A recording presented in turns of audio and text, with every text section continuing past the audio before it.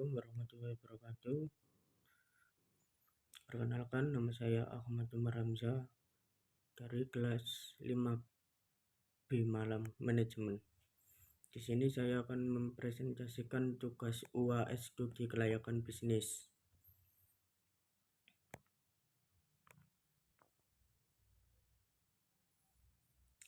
Soal 1. PT Jaya Abadi ingin memulai bisnis peternakan ayam di wilayah yang rawan banjir. Mereka melihat peluang besar dari permintaan ayam di wilayah tersebut, tetapi khawatir dengan risiko operasional dan penyakit ternak. A. Identifikasi risiko utama yang dihadapi bisnis ini. Jawabannya, penyakit ternak. Kondisi peternakan yang lembab dan sanitasi yang buruk akibat banjir dapat menyebabkan risiko penyebaran penyakit menular pada ternak ayam.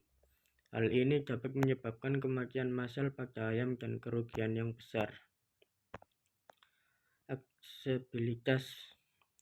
Banjir dapat menghambat beberapa akses ke lokasi, menyulitkan pengiriman, pengambilan hasil panen, dan perawatan ternak.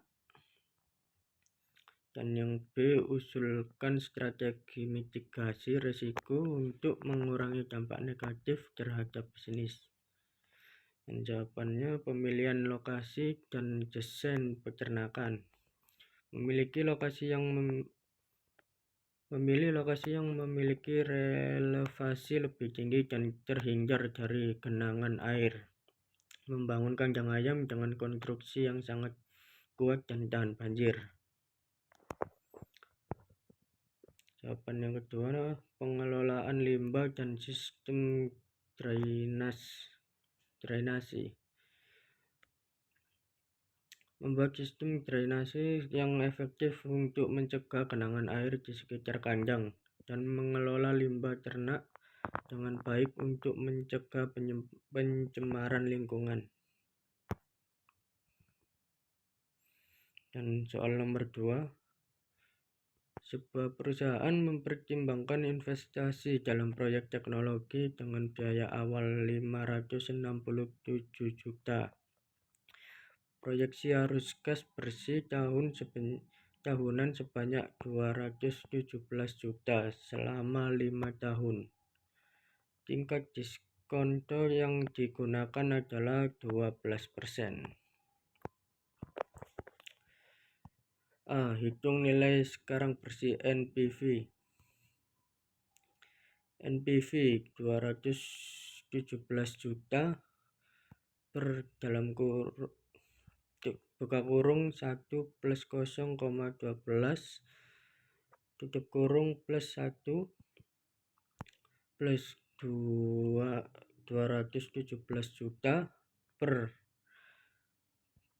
1 plus 0,12 plus 2 plus 217 juta dan seterusnya. Dan NPV 193.750.000 plus 172.991.071 plus 154.456.313 plus 137.907.423 plus 123.131 plus 627 kurangi 567.000.000. NPV 782.236.434 dikurangi 567.000.000. NPV sama dengan 215.236.434. Dan pertanyaan yang B, jika IRR proyek 14%, apakah proyek ini layak dijalankan dan apa alasannya? Apabila IRR proyek ini sebesar 14%, maka proyek ini dianggap layak dijalankan dikarenakan dari tingkat diskonto 12% yang dapat mengindikasikan bahwasanya proyek dari perusahaan ini akan menguntungkan. Ini soal yang ketiga.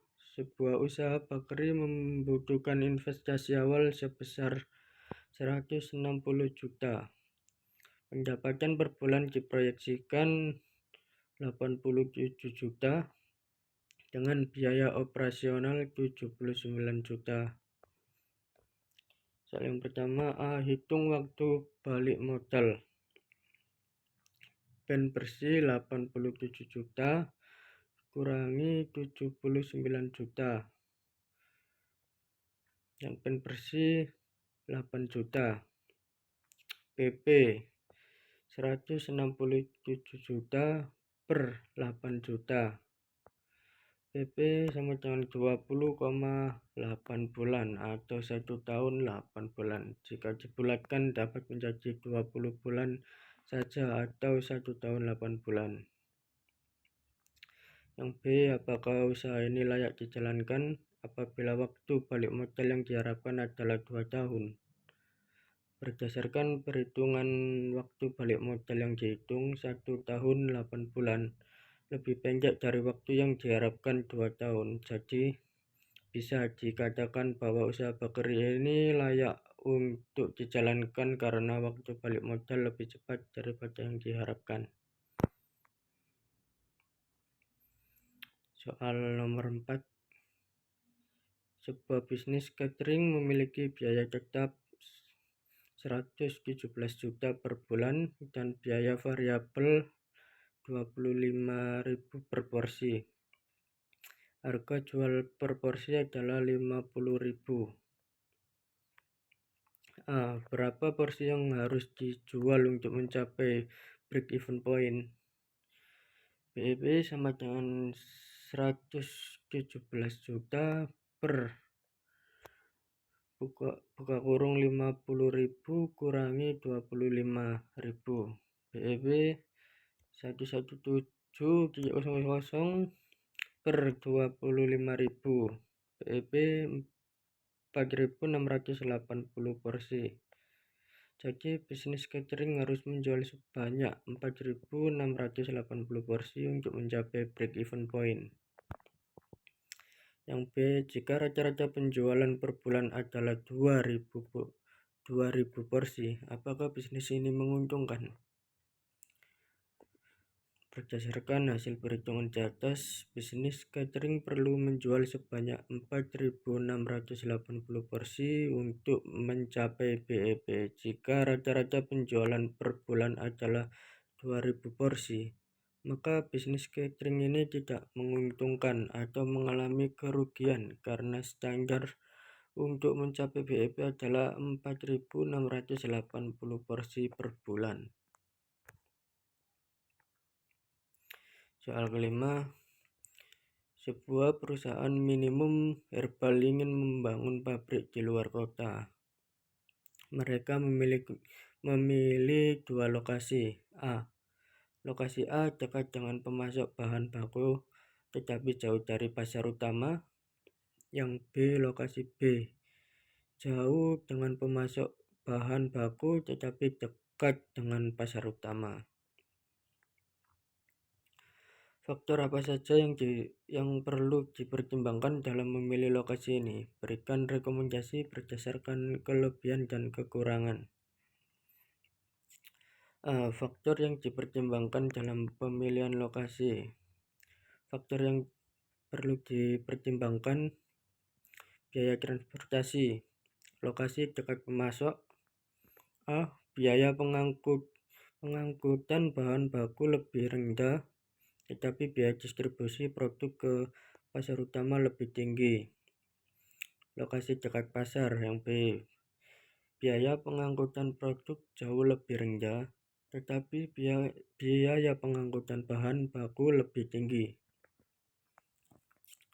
Waktu pengiriman. Lokasi A, waktu pengiriman bahan baku lebih cepat, tetapi waktu distribusi ke pasar lebih lama. Lokasi B, waktu distribusi produk ke pasar lebih cepat, tetapi waktu pengiriman bahan baku lebih lama. Ketersediaan infrastruktur, kualitas jalan, fasilitas energi, dan aksesibilitas di kedua lokasi. Lokasi dengan infrastruktur lebih baik dapat mengurangi biaya operasional. B. Rekomendasi berdasarkan kelebihan dan kekurangan masing-masing lokasi. Lokasi A. Kelebihan: dekat dengan pemasok bahan baku sehingga biaya transportasi bahan baku lebih rendah, mengurangi resiko kekurangan bahan baku, potensi hubungan yang lebih erat dengan pemasok. Kekurangan: biaya distribusi produk jadi ke pasar utama lebih tinggi, waktu pengiriman ke pasar utama lebih lama. Lokasi B. Kelebihan: dekat dengan pasar utama sehingga distribusi produk lebih cepat dan murah. Respon terhadap permintaan pasar lebih cepat juga.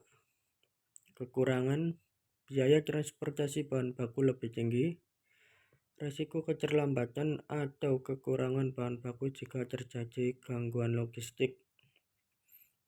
Rekomendasi: jika berfokus pada kecepatan dan efisiensi distribusi ke pasar utama, pilih lokasi B karena berada dekat dengan konsumen utama yang dapat meningkatkan kepuasan pelanggan. Jika berfokus pada stabilitas pasokan bahan baku sangat penting dan biayanya lebih dominan.